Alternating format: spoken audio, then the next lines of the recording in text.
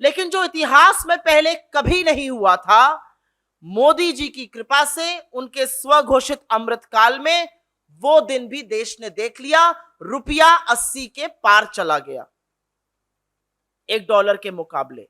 ये वही रुपया है जिसकी आबरू और इज्जत प्रधानमंत्री से जुड़ी रहने की बात स्वयं मोदी जी करते थे। तो क्या आज जिस तेजी से और जिस बेलगाम तरीके से रुपया गिर रहा है, कहीं मोदी जी की यह मंशा तो नहीं है कि पेट्रोल की तरह इसको भी शतक लगवा दिया जाए? 2014 से पहले मोदी जी खुद कहते थे एक मजबूत प्रधानमंत्री की जरूरत है मजबूत रुपए के लिए। लेकिन कितनी बड़ी विडंबना है कि जो तथाकथित मजबूत प्रधानमंत्री हैं, वो ही रुपए के लिए सबसे हानिकारक साबित हुए हैं। इतिहास में रुपए को सबसे कमजोर करने वाले प्रधानमंत्री मोदी जी बन चुके हैं पिछले 8 साल में। पिछले 6 महीने में रुपया 7% गिरा है। और फिर से कोरोना, यूक्रेन, रूस, इनके पीछे छिपने की आवश्यकता नहीं है। जब हमने ऑफिस छोड़ा था 2014 में, तो रुपए और डॉलर का जो एक्सचेंज रेट था वो 58 रुपए प्रति रुपए डॉलर के बराबर था। आज 80 के पार है। तो थोड़ी गिरी हुई साख, थोड़ी गिरी हुई प्रतिष्ठा, थोड़ी उजड़ती आबरू की चिंता तो आप अपनी भी कर लीजिए मोदी जी, पहली बात। लेकिन इस रुपए का आम जनता पर क्या फर्क पड़ रहा है? क्या सिर्फ ये एक रिजर्व बैंक, नॉर्थ ब्लॉक, दलाल स्ट्रीट, मार्केट के बीच की बात है? बिल्कुल नहीं। निरंतर गिरते हुए रुपए का फर्क इस देश के हर नागरिक पर पड़ता है। ये कमर तोड़ महंगाई को और बढ़ाएगा। ये जरूरी कीमतें, चाहे पेट्रोल, डीजल, रसोई गैस के दामों को बढ़ाएगा। क्योंकि वो दाम बढ़ेंगे तो बस के किराए और ट्रेन के टिकट के दाम भी बढ़ेंगे। इसका सीधा असर घर में पकने वाले खाने और थाली पर होगा, क्योंकि खाने के तेल के दाम बढ़ेंगे। यही नहीं, एक कमजोर रुपए का असर टीवी, फ्रिज, मोबाइल फोन और ऐसी तमाम इलेक्ट्रॉनिक आइटम पर होगा जिनके बहुत सारे पुर्जे हम आयात करते हैं, उनको इंपोर्ट करते हैं। अब हो सकता है अगर ये बात वित्त मंत्री से पूछी जाए तो जैसे उन्होंने पहले कहा था कि मैं लहसुन प्याज नहीं खाती हूं, वो अब कह दें कि मैं तो भाई रुपए का भी इस्तेमाल नहीं करती हूं। लेकिन इसका असर भारत के हर नागरिक में पड़ेगा। जिस महंगाई से हम जूझ रहे हैं वो महंगाई और बदतर होने वाली है, ये बताना जरूरी है। अब एक बार बात कर लेते हैं कांग्रेस ने 2013 में क्या किया था और भाजपा क्या कर रही है। 2013 में फेडरल रिजर्व के चीफ, जो एक तरह से सेंट्रल बैंक जैसे हमारा आरबीआई है, जो अमेरिका का सेंट्रल बैंक फेडरल रिजर्व होता है, उनके चीफ तब बेन बर्नांके थे। उन्होंने टेपर का एक शब्द बोला था कि हम अपनी बॉन्ड्स को टेपर करेंगे, कम करेंगे।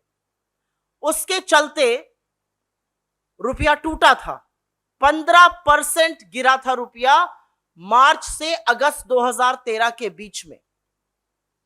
लेकिन 4 महीने के अंतर मल्टी प्रोंग्ड अप्रोच से पहले फाइनेंस मिनिस्ट्री और आरबीआई का जो साझा प्रयास था, उस मल्टी प्रोंग्ड अप्रोच के चलते रुपया जो 59 से गिरकर 69 तक चला गया था, उसको वापस 58 पे लाया गया। जो ग्रोथ रेट 5.1 तक गिर गई थी, उसको एक साल के अंदर 6.97% के आसपास किया गया। एक साल के अंदर 2% की वृद्धि।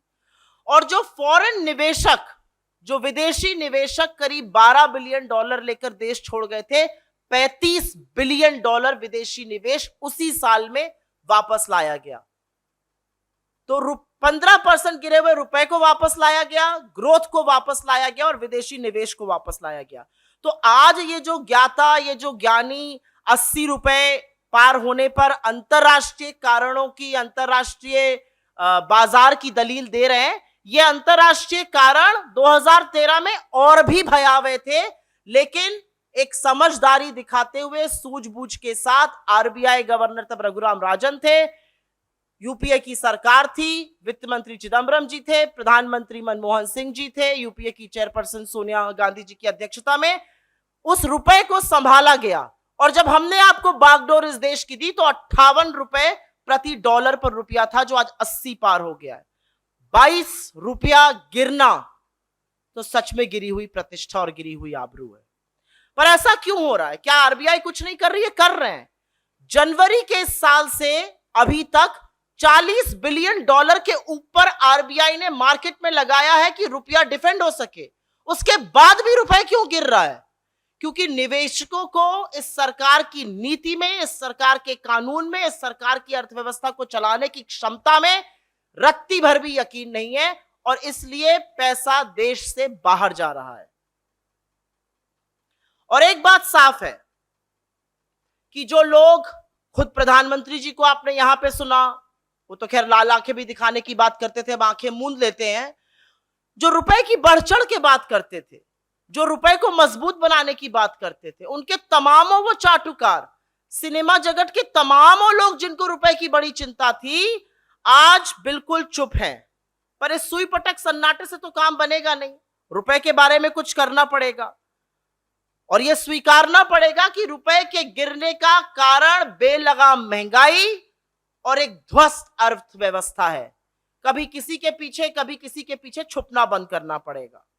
लेकिन हर बार की तरह इस बार भी सरकार पूरी तरह से दिशाहीन नजर आ रही है और संशय और डर यह लगता है कि कहीं साहब 80-90 पूरे 100 करने पर तो नहीं हम आदा हैं रुपए के साथ भी।